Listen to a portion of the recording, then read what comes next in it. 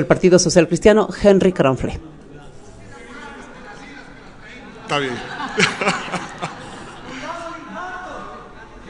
Algo de bromas se están haciendo entre los asambleístas. Ahora sí vamos a escuchar su intervención. Es importante empezar haciendo énfasis en la barbaridad que pasó el año pasado cuando un gobierno de salida, con un pie afuera, denuncia tratados bilaterales de inversiones, que los usa cuando estaba en el poder y que los deja o los denuncia cuando se va del poder.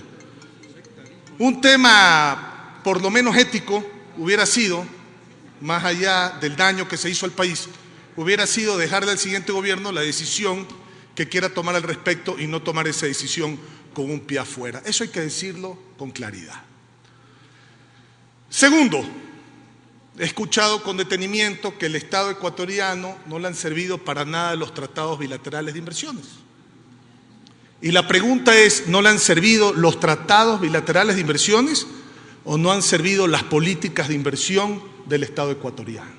Creo que son dos cosas completamente distintas que no hay para qué confundirlas. Tercero,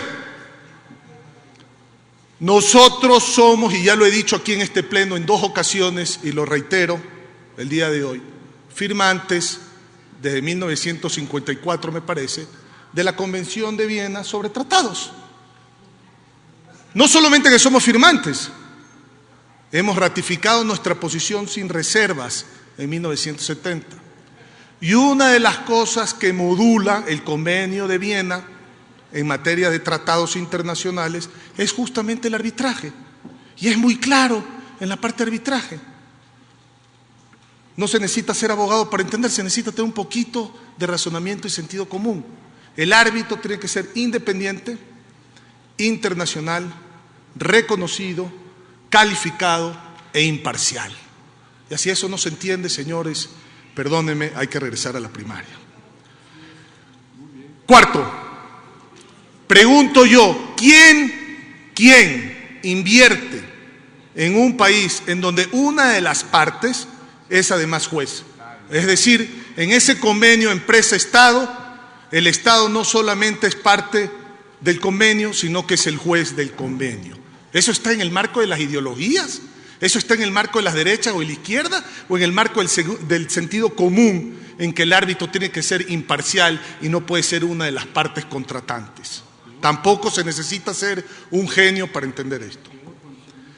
Así inicia el arbitraje, y lo expliqué aquí, desde la época que inició la civilización.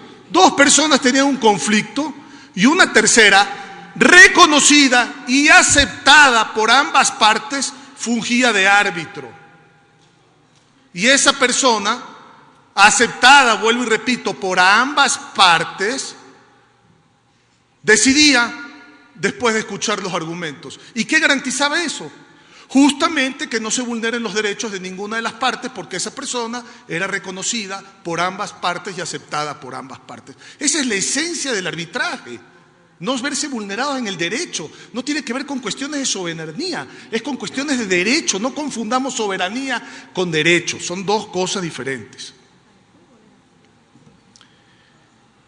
Modular o hacer una consulta, como lo refirió Luis Fernando Torres aquí con claridad, acerca del artículo 422 de la Constitución, no solamente que es necesario, es complementario a lo que este mismo pleno aprobó el jueves pasado en la Ley de Inversiones y de Fomento Productivo. Porque se trata de confundir, aquí en el discurso, los tratados de comercio con los tratados de inversión, que tampoco son lo mismo. Entonces, sí es oportuno hacer esa consulta en los términos que lo ha explicado Luis Fernando Torres, que no lo voy a repetir, y dejándole la flexibilidad a la presidencia de la Asamblea Nacional para que en un escrito jurídico de alto contenido pueda hacer la pregunta a la Corte Constitucional. Más allá que, repito, siendo firmantes del Convenio de Viena en materia de tratados, lo que rige en ese convenio es supranacional y por ende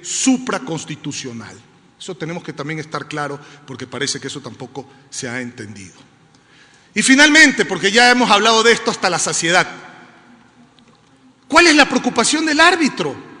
¿Cuál es la preocupación de las reglas de arbitraje? ¿Cuál es la preocupación sobre las sedes de arbitraje? El árbitro, vuelvo y lo repito, el árbitro lo escogen las partes. No lo impone una parte o la otra, la escogen las partes del árbitro. Segundo, las reglas del arbitraje tienen que ser las reglas del arbitraje internacional. Puede ser la Cámara de Comercio Internacional, las reglas de arbitraje de Naciones Unidas. Hay una serie de reglas de arbitraje internacional que ya están dadas en el derecho público internacional. No las reglas de arbitraje que nosotros queremos, son las reglas internacionales, las que todo el mundo avala y acepta. Y tercero, la sede del arbitraje puede ser regional, eso no hay ningún problema, mientras sea las reglas de ese arbitraje en esa sede regional con carácter internacional. Es así de claro. Seguimos discutiendo que si esto es un tema de las ideologías o no de las ideologías, si esto es un tema de la derecha o de la izquierda. Señores, no va a venir inversión si no hay reglas de arbitraje internacional, en sedes que pueden ser regionales, con árbitros que pueden escoger las partes, pero eso sí, de manera transparente, imparcial, reconocido, con procedimientos establecidos en el derecho público internacional. Eso es todo.